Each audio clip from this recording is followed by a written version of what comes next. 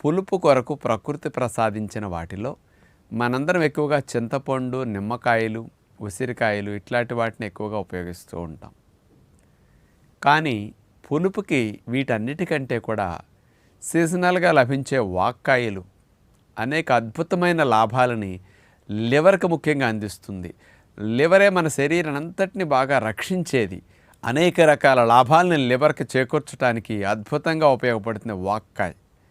ఇప్పుడు ఈ సీజన్లో వాక్కాయలు బాగా దొరుకుతుంటాయి మీకు. ఈ వాక్కాయలు దొరికినప్పుడు పులుపు కొరకు వంటల్లో వాడుకోవచ్చు. ఇతర పులుపుల కంటే వాక్కాయలు చాలా న్యాచురల్ టేస్ట్ని ఇస్తాయి.